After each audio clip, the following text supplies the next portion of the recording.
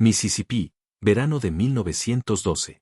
El sol del mediodía cae implacable sobre los campos de algodón que se extienden hasta donde alcanza la vista, creando un mar blanco y ondulante bajo el cielo despejado. Un fotógrafo itinerante, contratado por el dueño de la plantación Riverside para documentar la prosperidad de sus tierras, ajusta su cámara de fuelle sobre el trípode de madera. La imagen que está a punto de capturar parece destinada a ser una más entre miles, trabajadores en fila, cestas repletas, la arquitectura imponente de la casa principal al fondo. Una postal perfecta de la América agrícola de principios del siglo XX. Pero esta fotografía guarda un secreto que permanecería oculto durante más de 100 años, un secreto tan poderoso que, cuando finalmente fue descubierto, obligaría a reescribir la historia de una familia entera y revelaría la verdad sobre un acto de resistencia silenciosa que desafió uno de los periodos más oscuros de la humanidad. En la imagen, 23 personas posan bajo el calor sofocante. Sus rostros muestran el agotamiento de jornadas que comienzan antes del amanecer y terminan cuando ya no queda luz para distinguir el algodón de las sombras. Entre ellos, en la tercera fila, ligeramente hacia la izquierda, se encuentra un hombre de unos 40 años. Su nombre era Samuel Washington, aunque los registros oficiales de la plantación lo identificaban simplemente como Sam, trabajador número 17. Su postura es rígida, sus manos cruzadas frente al pecho en lo que parece ser una pose común para la época. Su mirada, dirigida directamente al lente, contiene algo que las palabras no pueden describir. Es desafío, miedo, esperanza, o una mezcla de las tres. Sus ropas, remendadas y desgastadas, cuelgan sobre un cuerpo marcado por años de trabajo bajo condiciones que ningún ser humano debería soportar. Pero hay algo en sus manos, en la forma en que sus dedos se entrelazan, en la tensión apenas perceptible de sus brazos, que no encaja con la aparente tranquilidad de la escena. Durante décadas, esta fotografía permaneció archivada en el ático de la antigua casa de la familia Thornton, los dueños de Riverside. Pasó de generación en generación como una reliquia curiosa, un testimonio del pasado pintoresco de la propiedad familiar. Nadie la miró con verdadera atención. Nadie se preguntó qué historias contenían esos rostros congelados en el tiempo. Hasta que en 2019, una bisnieta de los Thornton, historiadora y profesora universitaria llamada Margaret Hayes, decidió digitalizar los archivos familiares. Lo que descubrió al ampliar esa imagen, al hacer zoom en las manos de Samuel Washington, cambiaría todo lo que creía saber sobre su propia herencia. ¿Qué estaba ocultando Samuel entre sus dedos en ese instante capturado hace más de un siglo? ¿Por qué arriesgó todo para que ese objeto fuera fotografiado sin que nadie lo notara? ¿Y cómo es posible que ese pequeño acto de valentía, invisible a simple vista, se convirtiera en la llave para descubrir una red clandestina de resistencia que operaba en las plantaciones del sur, una red tan sofisticada que logró salvar cientos de vidas sin dejar rastro en los registros históricos oficiales? Las fotografías tienen el poder de mentir y de decir verdades al mismo tiempo. Pueden mostrar lo que el fotógrafo quiere que veamos, pero también revelan lo que él mismo no percibió en ese momento. Son ventanas al pasado, pero también espejos que reflejan lo que estamos dispuestos a buscar. Esta imagen en particular es un testimonio de que la historia no siempre está escrita en los libros, sino escondida en los gestos silenciosos de quienes nunca tuvieron voz para contarla. Samuel Washington no podía escribir su historia. No podía gritar su verdad. Pero encontró una forma de dejarla grabada en el tiempo, esperando pacientemente a que alguien, algún día, mirara con suficiente atención. Si esta historia te intriga, si sientes que hay algo magnético en descubrir lo que el tiempo intentó borrar, deja un me gusta en este video para que más personas puedan conocer estos secretos que han permanecido ocultos durante generaciones. Y en los comentarios, escribe, estoy lista para descubrir lo que nadie se atrevió a contar. Al hacerlo, te unes a una comunidad de exploradores que no se conforman con la versión oficial de la historia, que miran más allá de la superficie y se atreven a hacer las preguntas incómodas que otros prefieren ignorar. Prepárense, porque lo que están a punto de descubrir es como esta fotografía, y el objeto que Samuel ocultaba en sus manos, cambió el rumbo de las futuras generaciones de su familia y reveló una verdad que sacudió los cimientos de lo que creíamos saber sobre la resistencia silenciosa en la América de principios del siglo XX. Margaret Hayes nunca había prestado verdadera atención a las viejas fotografías que su abuela guardaba en cajas de cartón en el ático. Eran parte del paisaje familiar, reliquias polvorientas de un pasado que parecía pertenecer a otra realidad completamente diferente. Pero en el otoño de 2019, mientras preparaba un proyecto de investigación sobre la historia agrícola del sur estadounidense, decidió que era momento de digitalizar esos archivos antes de que el tiempo y la humedad los destruyeran para siempre. Instaló su escáner de alta resolución en el comedor de su casa en Atlanta, preparó café, y comenzó el meticuloso proceso de convertir fragmentos físicos del pasado en archivos digitales que podrían preservarse eternamente. La fotografía de la plantación Riverside apareció en la tercera caja, protegida por un sobre de papel manila que llevaba una etiqueta escrita a mano: Riverside, verano 1912, trabajadores de algodón. Margaret la extrajo con cuidado. El papel fotográfico, amarillento y frágil, mostraba los signos inevitables del paso del tiempo: pequeñas manchas de humedad en las esquinas, un leve desvanecimiento del contraste. Pero la imagen seguía siendo sorprendentemente clara. Colocó la fotografía sobre el cristal del escáner, ajustó la configuración a 600 puntos por pulgada para capturar cada detalle posible, y presionó el botón. La luz del escáner atravesó la imagen lentamente, línea por línea, convirtiendo un momento de 1912 en datos digitales que aparecieron en la pantalla de su computadora segundos después. Al principio, no vio nada fuera de lo común. Era exactamente lo que esperaba: una fotografía típica de la época, un registro documental de la fuerza laboral de la plantación. Contó las personas en la imagen, 23 en total, organizadas en 3 filas irregulares. Notó la casa principal al fondo, su arquitectura georgiana característica de las plantaciones prósperas del delta del Mississippi.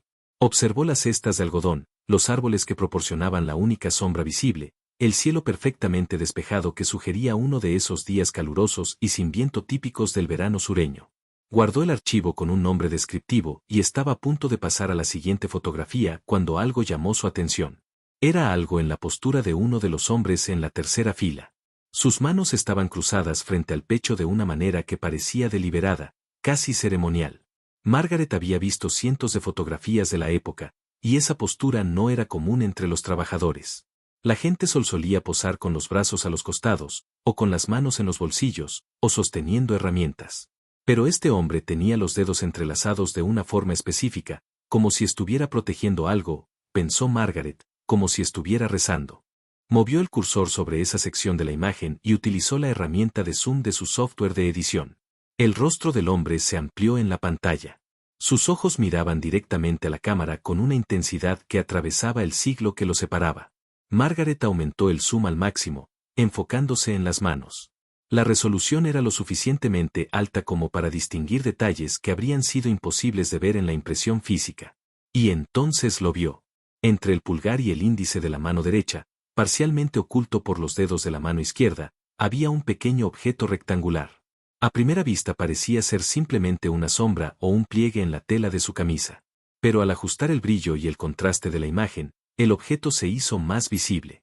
Era un pedazo de papel, doblado varias veces hasta formar un cuadrado diminuto, del tamaño aproximado de una estampilla postal.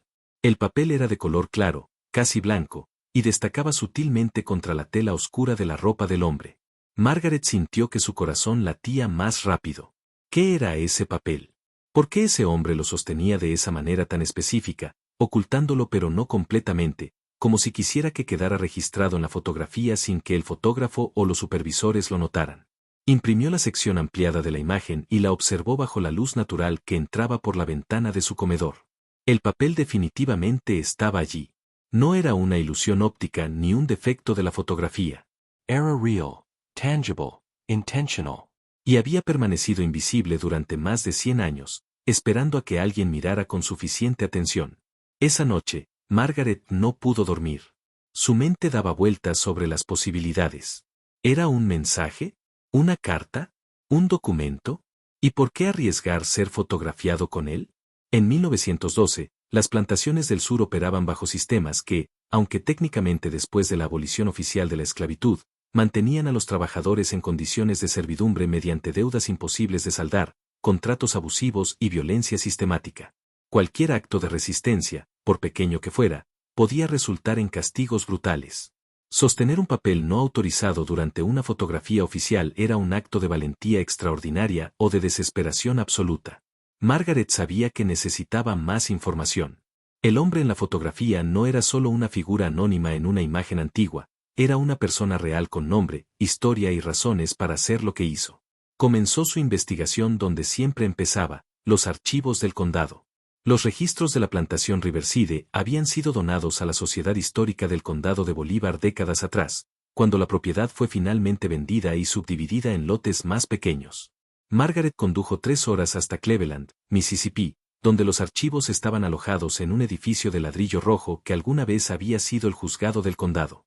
La archivista, una mujer mayor llamada Doris con gafas colgando de una cadena dorada, le mostró las cajas que contenían los documentos de Riverside. Había libros de contabilidad, correspondencia, inventarios de propiedad, registros de cosechas y, lo más importante para Margaret, listas de trabajadores. Estas listas incluían nombres, números de identificación asignados por la plantación, fechas aproximadas de nacimiento y anotaciones sobre pagos, deudas y comportamiento. Margaret buscó el año 1912 y comenzó a revisar los nombres uno por uno, comparándolos con la posición de cada persona en la fotografía que había traído consigo. Le tomó 3 días de trabajo minucioso, pero finalmente lo encontró. Sam Washington, trabajador número 17, nacido aproximadamente en 1871, asignado a la sección este de los campos de algodón. Las anotaciones junto a su nombre revelaban una historia fragmentada pero reveladora. Samuel había llegado a Riverside en 1895, procedente de una plantación más pequeña en Alabama que había quebrado. Había trabajado allí durante 17 años antes de la fotografía. Las anotaciones indicaban que era trabajador confiable pero reservado, y que había recibido múltiples deducciones de su salario por infracciones menores no especificadas. En 1913, un año después de la fotografía, su nombre desaparecía abruptamente de los registros sin ninguna explicación.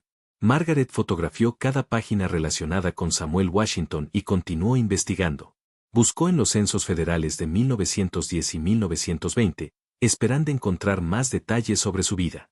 El censo de 1910 lo listaba como residente de Riverside, casado con una mujer llamada Clara Washington, con 3 hijos, 2 varones y una niña. El censo de 1920 no mostraba ningún registro de Samuel, pero Clara aparecía listada como viuda, viviendo en Memphis, Tennessee, trabajando como lavandera. Los niños, ahora adolescentes, estaban registrados con ella.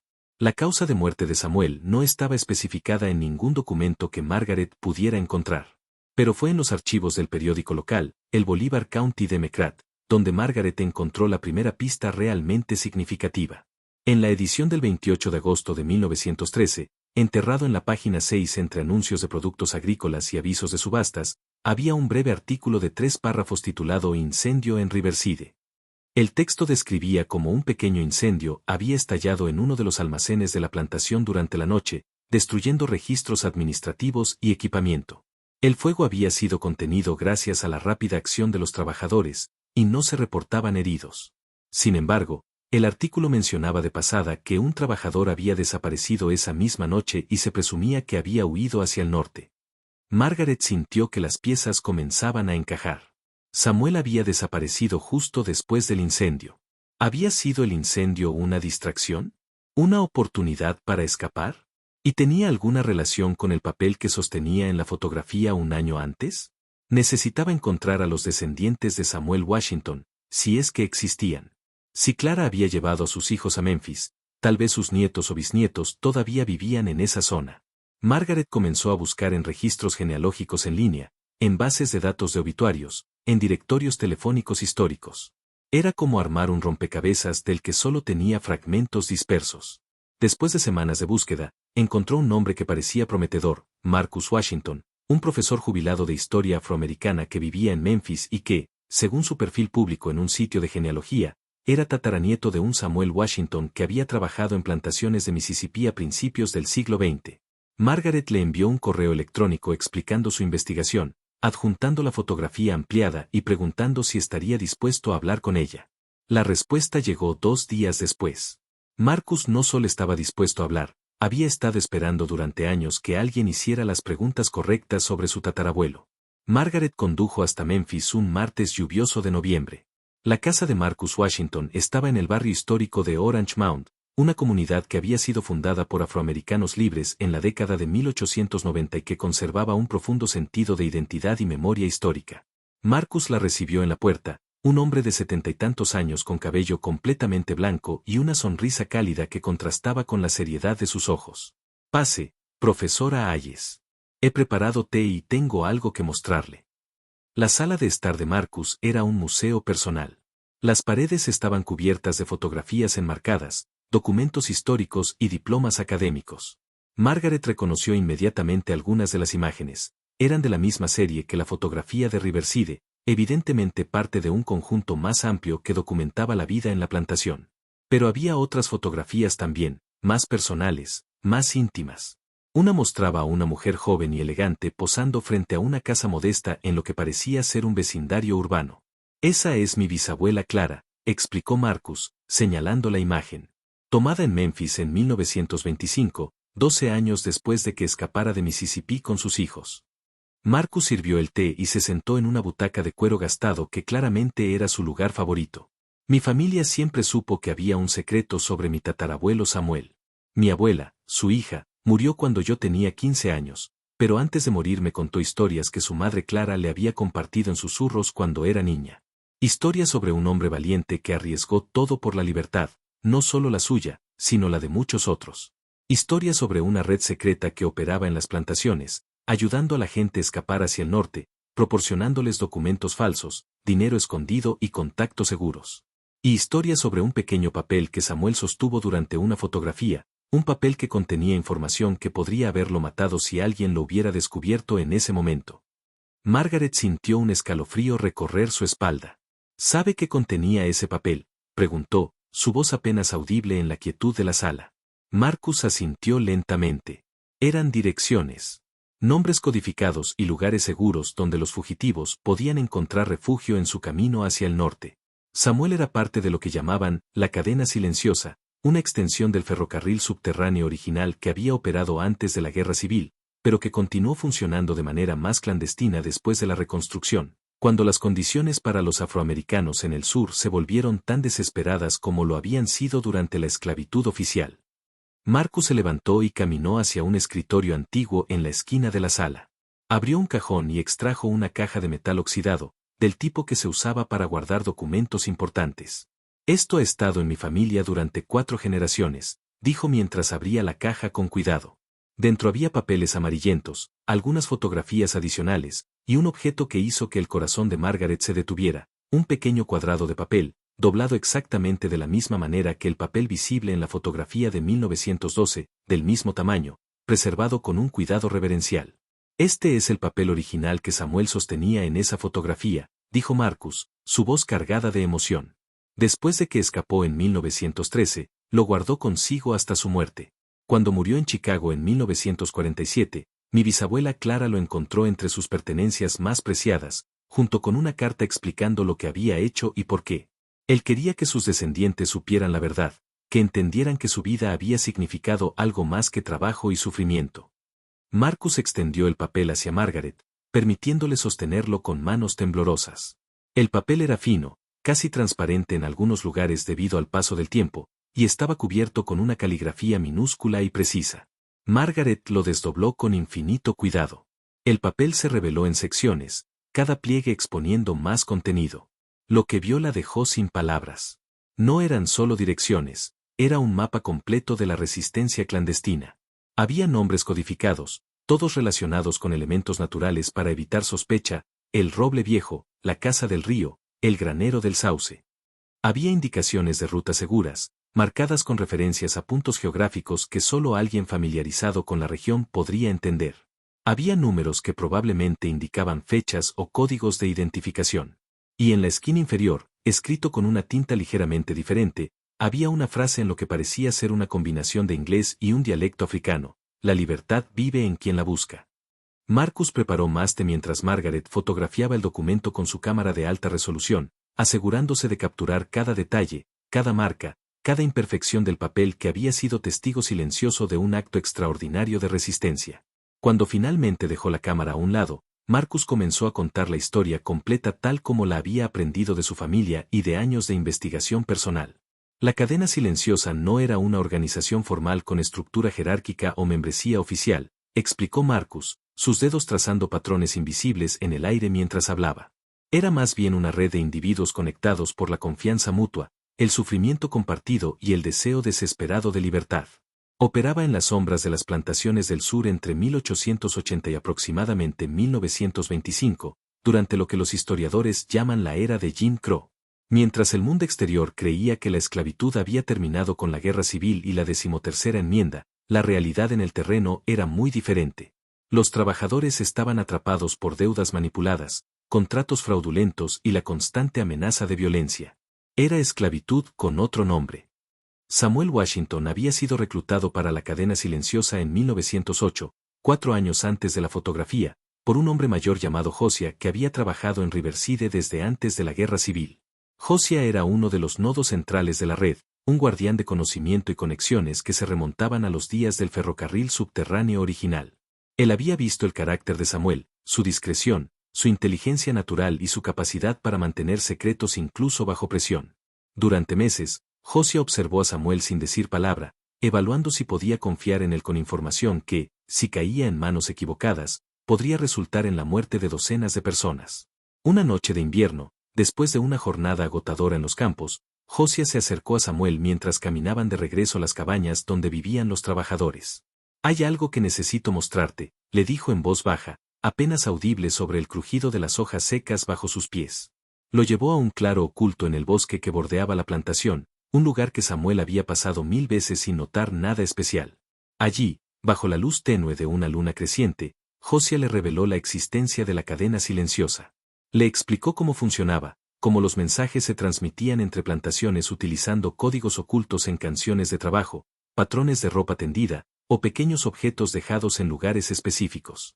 Le mostró documentos similares al que Samuel sostendría años después en la fotografía, papeles que contenían la diferencia entre la vida y la muerte, entre la prisión permanente y la posibilidad de libertad. Samuel aceptó unirse a la red esa misma noche. Durante los siguientes 4 años, ayudó a más de 30 personas a escapar de Riverside y otras plantaciones cercanas. Su rol era específico pero crucial, él memorizaba rutas y contactos, actuando como un archivo viviente de información que nunca se escribía salvo en momentos de absoluta necesidad. Cuando alguien estaba listo para intentar la fuga, Samuel les transmitía la información en sesiones secretas que duraban apenas minutos, aprovechando momentos en los campos cuando los supervisores estaban distraídos o durante las escasas horas de la noche cuando la plantación dormía. El papel que sostenía en la fotografía de 1912 representaba algo diferente y más peligroso. Durante ese verano, la red había descubierto que varios supervisores de plantaciones en la región estaban planeando una serie de arrestos masivos de trabajadores bajo acusaciones falsas de robo o insubordinación. Estos arrestos resultarían en condenas a trabajos forzados en campos de prisión, lugares donde las condiciones eran incluso peores que en las plantaciones y de donde era prácticamente imposible escapar. La red necesitaba documentar esta información y transmitirla rápidamente a contactos en Memphis y Chicago que tenían conexiones con abogados y organizaciones de derechos civiles. Samuel había sido elegido para llevar esa información porque era considerado uno de los trabajadores más confiables de la plantación, alguien que los supervisores nunca sospecharían. El plan era audaz hasta la temeridad, ocultar la información a plena vista durante la fotografía oficial de la plantación, sabiendo que la imagen sería archivada y olvidada, pero también sabiendo que si algo le sucedía a Samuel, el documento quedaría registrado visualmente, una evidencia silenciosa que tal vez, algún día, alguien descubriría. Era un acto de fe en el futuro, una creencia de que la verdad eventualmente encontraría su camino hacia la luz. La fotografía fue tomada un viernes por la tarde. El fotógrafo, un hombre contratado de Jackson que no tenía interés en nada más allá de hacer su trabajo y cobrar su pago, dispuso a los trabajadores según las instrucciones del capataz. Samuel se posicionó en la tercera fila, sus manos ya sosteniendo el papel doblado que había preparado la noche anterior. Mientras el fotógrafo ajustaba el enfoque y preparaba la placa fotográfica, Samuel sintió su corazón latiendo con tal fuerza que temía que alguien pudiera escucharlo. El momento se extendió en una eternidad. Entonces, el flash de magnesio explotó en luz blanca y brillante, la obturación hizo su clic característico, y todo terminó. Samuel había logrado su objetivo. El secreto estaba ahora grabado en plata y papel, invisible pero presente, esperando. Los 12 meses siguientes a la fotografía fueron de tensión creciente en Riverside. Los arrestos masivos que la red había anticipado efectivamente ocurrieron en el otoño de 1912, pero gracias a la información que Samuel y otros habían logrado transmitir, muchos trabajadores fueron advertidos con tiempo suficiente para desaparecer antes de que las autoridades llegaran. Esto despertó sospechas entre los dueños de las plantaciones y los alguaciles del condado. Alguien estaba filtrando información. Alguien estaba organizando la resistencia. Los castigos se volvieron más severos, la vigilancia más estricta, los controles más frecuentes. Samuel sabía que solo era cuestión de tiempo antes de que la red fuera descubierta. Josiah, el hombre que lo había reclutado años atrás, había muerto en la primavera de 1913 por causas oficialmente catalogadas como fallo cardíaco, pero que Samuel y otros sospechaban había sido asesinato disfrazado. Con Josiah muerto, Samuel se había convertido en uno de los nodos principales de la cadena silenciosa en la región del Delta. Conocía nombres, lugares y métodos que, si caían en manos de las autoridades, destruirían años de trabajo clandestino y condenarían a muerte a docenas de personas. Clara, su esposa, le suplicaba cada noche que dejara de correr riesgos, que pensara en sus hijos, que encontrara una manera de vivir sin poner en peligro constante su propia vida. Pero Samuel sentía que no podía detenerse mientras todavía hubiera personas atrapadas en condiciones de esclavitud apenas disfrazada. La noche del 27 de agosto de 1913 fue sofocantemente calurosa, el tipo de calor húmedo y pesado que hace que el aire se sienta sólido en los pulmones. Samuel estaba en su cabaña con Clara y los niños cuando escuchó el sonido de pasos rápidos acercándose. Reconoció el patrón de golpes en la puerta, 3 rápidos, una pausa, 2 más. Era la señal de emergencia de la red. Abrió para encontrar a un joven llamado Thomas, sin aliento y con los ojos desorbitados por el pánico. «Vienen por ti», susurró Thomas. Uno de los nuevos trabajadores habló bajo tortura. Dijo tu nombre. Los alguaciles estarán aquí antes del amanecer. Samuel sintió que el mundo se detenía. Miró a Clara, cuyo rostro reflejaba terror pero también una determinación férrea que él conocía bien. Ella ya había preparado una pequeña bolsa con provisiones básicas, como si hubiera estado esperando este momento durante años. Ve, le dijo simplemente. Ve y no mires atrás. Yo cuidaré de los niños hasta que podamos reunirte contigo. Los niños, despertados por las voces, observaban la escena con la confusión propia de la infancia. Samuel los abrazó uno por uno, memorizando sus rostros, grabando en su memoria cada detalle que pudiera aferrarse. Pero Samuel no podía simplemente huir. Había demasiado en juego. Los alguaciles no solo vendrían por él, registrarían su cabaña, interrogarían a Clara, buscarían evidencia de la red. Y lo más importante, en el almacén administrativo de la plantación, en el mismo edificio que aparecía al fondo de la fotografía de 1912, se guardaban registros que, si eran examinados cuidadosamente, podrían revelar patrones de movimiento y desapariciones que señalarían a otros miembros de la cadena silenciosa. Samuel necesitaba destruir esos registros.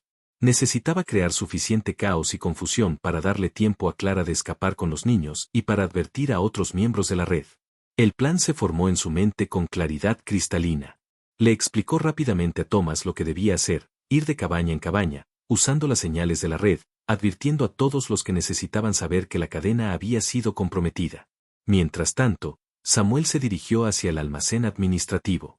Las sombras de la noche lo cubrían mientras se movía silenciosamente entre los edificios de la plantación, evitando los caminos principales donde ocasionalmente patrullaban guardias. El almacén estaba cerrado con candado, pero Samuel había aprendido años atrás cómo forzar esa cerradura particular usando un alambre doblado de cierta manera. Dentro del almacén, la oscuridad era absoluta. Samuel encendió una pequeña lámpara de aceite que había traído consigo y comenzó a buscar los archivos que necesitaba destruir. Los encontró en un gabinete metálico, libros de contabilidad que registraban cada trabajador, cada transacción, cada movimiento dentro y fuera de la plantación.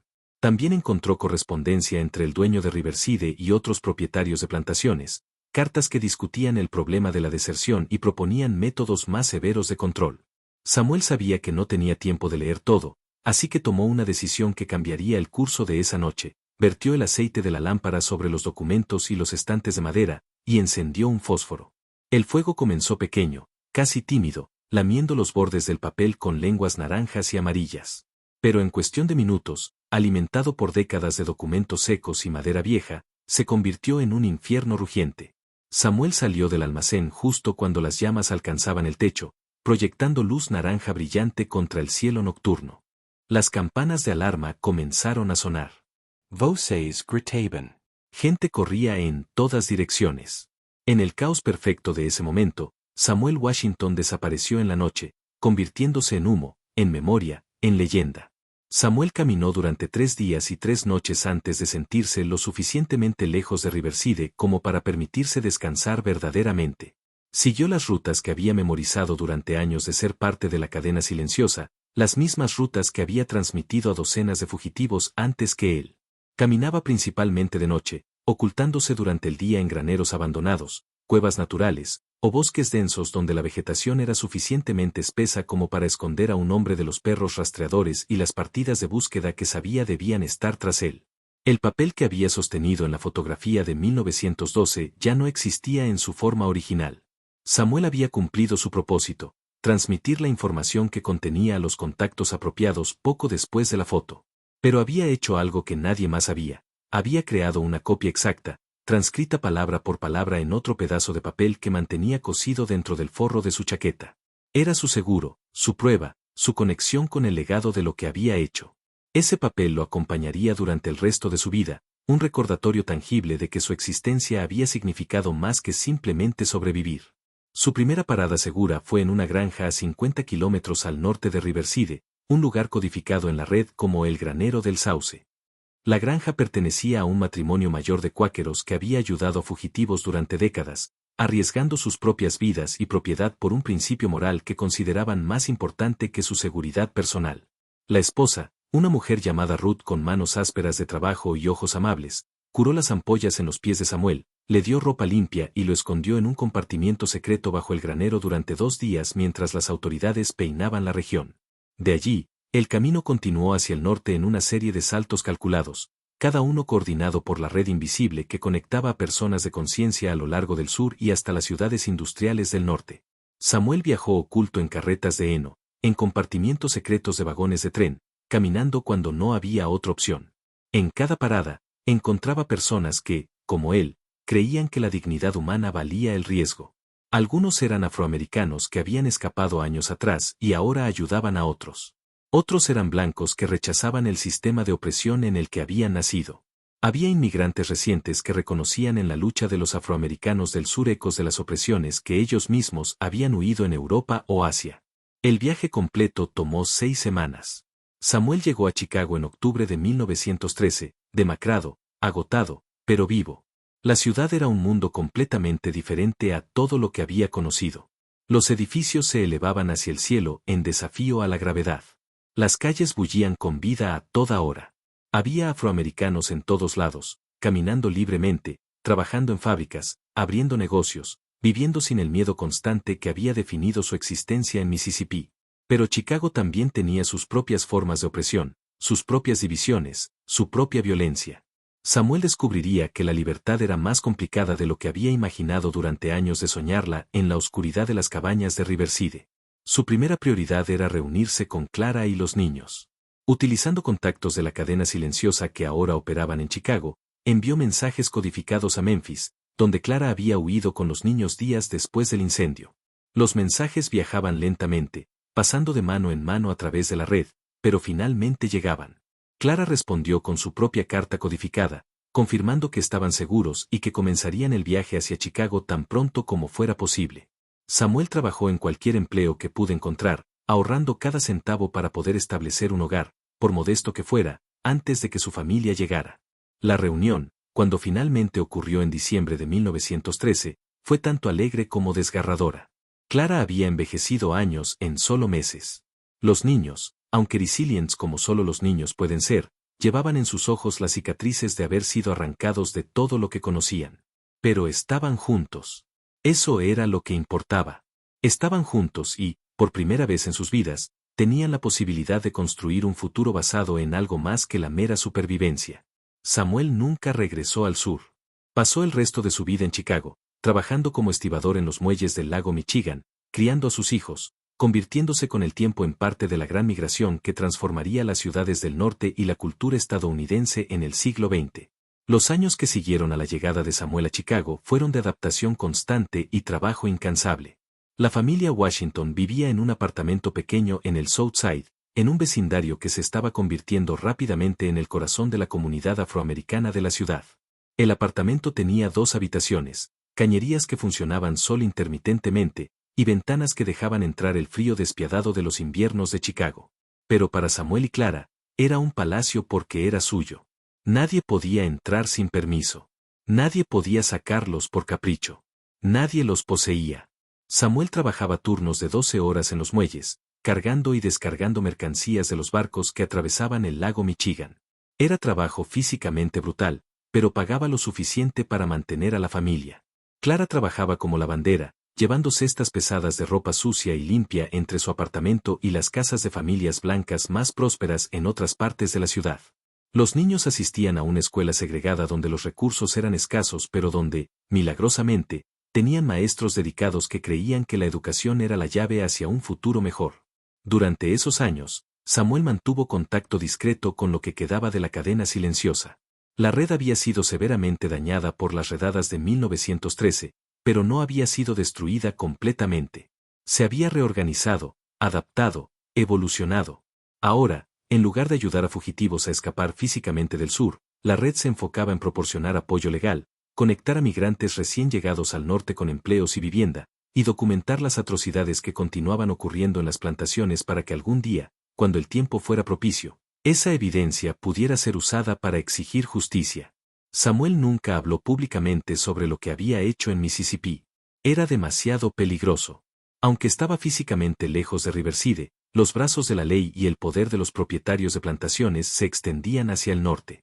Había fugitivos que habían sido arrestados en Chicago bajo cargos falsos y devueltos al sur para enfrentar castigos brutales. Había activistas que habían sido asesinados en las calles del North Side sin que nadie fuera llevado a juicio.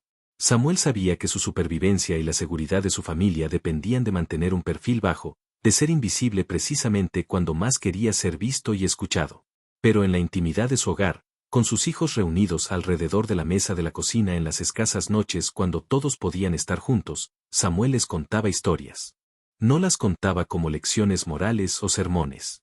Las contaba como lo que eran, verdades sobre resistencia, dignidad y el costo de la libertad. Les hablaba sobre Josiah y otros héroes cuyos nombres nunca aparecerían en libros de historia.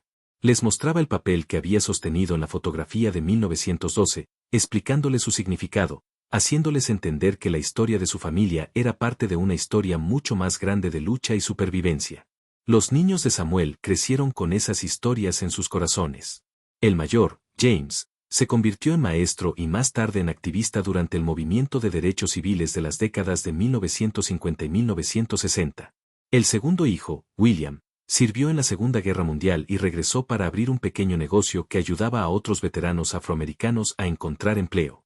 La hija, Grace, se convirtió en enfermera y dedicó su vida a servir en clínicas de barrios pobres donde la atención médica era escasa. Cada uno de ellos llevaba consigo el legado de Samuel, la comprensión de que su existencia era parte de una cadena que se extendía hacia atrás en el tiempo y hacia adelante hacia generaciones aún no nacidas.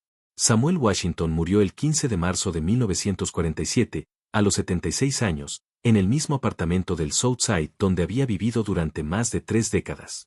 Clara estaba a su lado, sosteniendo su mano como había hecho innumerables veces durante 52 años de matrimonio.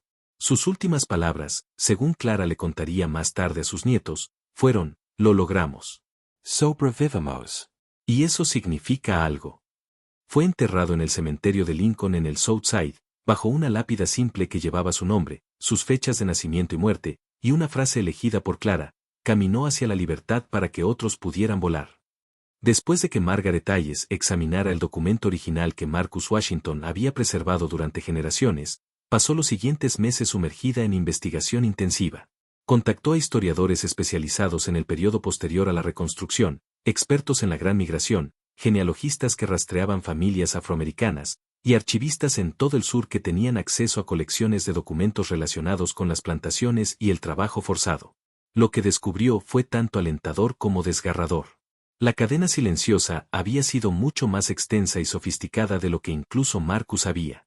Los documentos que Margaret encontró en archivos dispersos por Mississippi, Tennessee, Arkansas y Luisiana revelaban referencias codificadas a la red, piezas de un rompecabezas histórico que nadie había conectado antes. Había cartas entre propietarios de plantaciones quejándose de deserciones organizadas. Había reportes de alguaciles sobre agitadores que nunca pudieron ser identificados. Había artículos de periódicos afroamericanos de la época que, leídos cuidadosamente, contenían mensajes codificados similares a los que Samuel había llevado en la fotografía.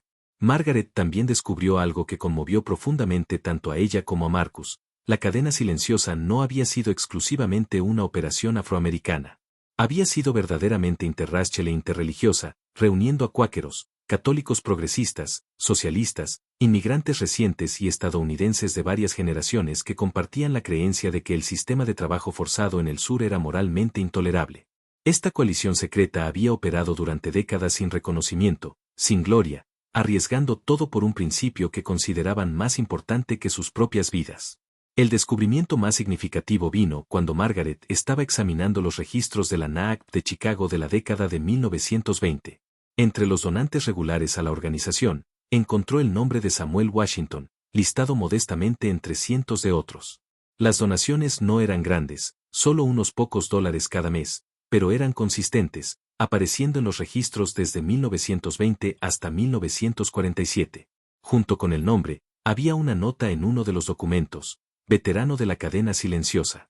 Conoce historias que deben ser preservadas.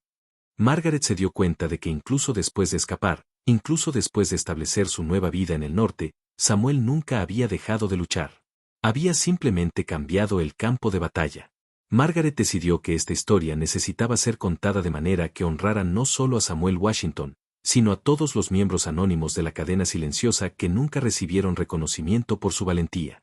Comenzó a escribir un artículo académico, pero rápidamente se dio cuenta de que el formato académico tradicional era insuficiente para capturar la dimensión emocional y humana de lo que había descubierto. En cambio, propuso un proyecto de historia oral y visual que combinaría la fotografía de 1912 con testimonios de descendientes de otros miembros de la red, documentos históricos y un análisis del contexto social y económico que había hecho necesaria la existencia de la cadena silenciosa.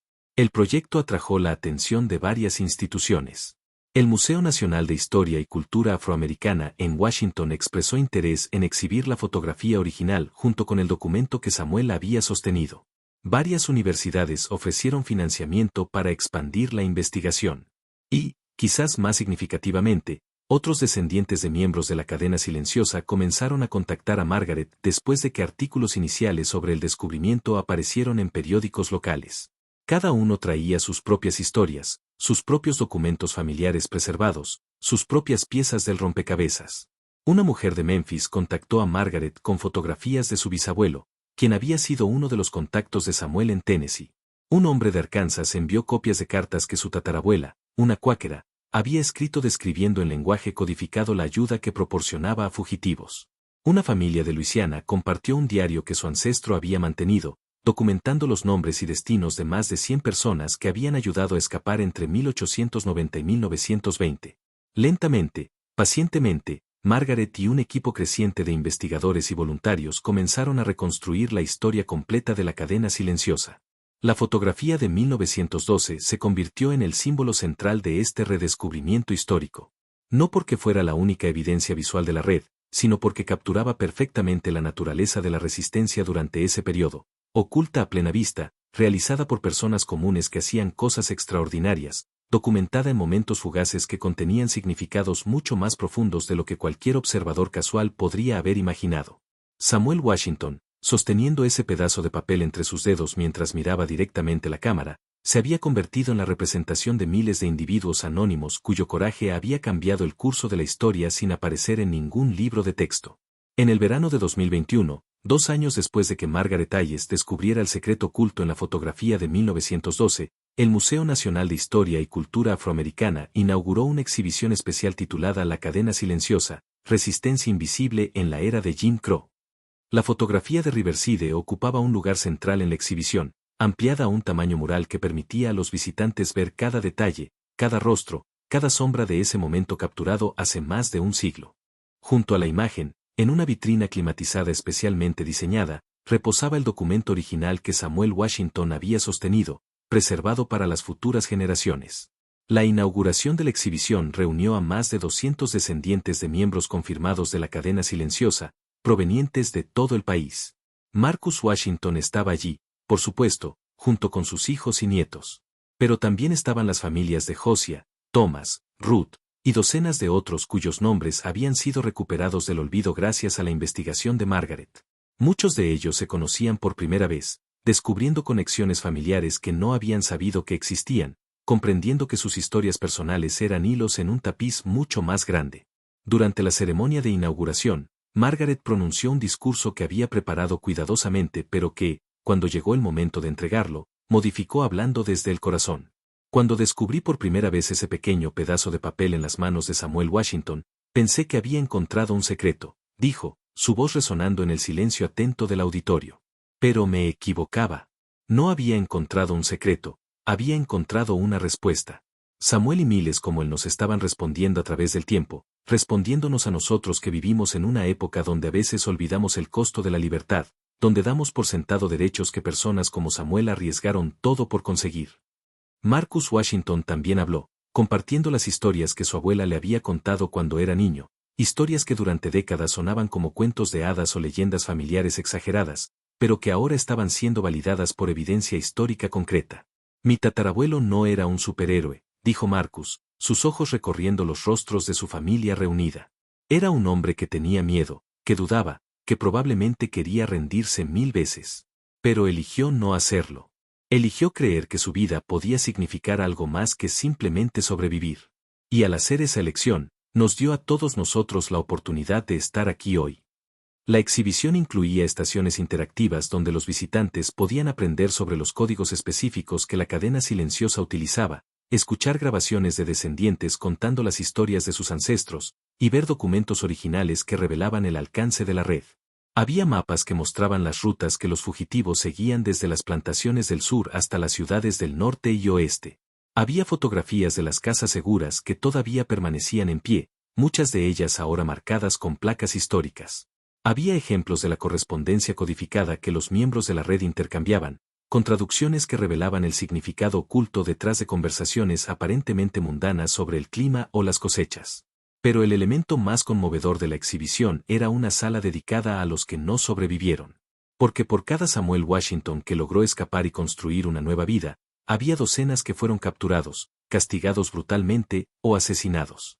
La investigación de Margaret había desenterrado evidencia de al menos 300 miembros o asociados de la cadena silenciosa que murieron directamente como resultado de su participación en la red. Sus nombres, cuando eran conocidos, estaban inscritos en una pared de la sala. Cuando no eran conocidos, había simplemente marcas, una por cada vida perdida en la lucha por la libertad. Entre esos nombres estaba el de Josiah, el hombre que había reclutado a Samuel. Estaba el de Thomas, el joven que había advertido a Samuel la noche del incendio y que fue capturado 3 días después intentando llegar a Tennessee, muriendo en custodia bajo circunstancias que nunca fueron investigadas. Estaba el de docenas de otros cuyas historias Margaret había logrado reconstruir a partir de fragmentos dispersos de evidencia. Y había cientos de marcas anónimas representando a aquellos cuyas identidades se habían perdido para siempre, pero cuyo sacrificio no sería olvidado. La exhibición viajó después a museos en Chicago, Memphis, Atlanta y Nueva Orleans, llevando la historia de la cadena silenciosa a las comunidades donde la red había operado.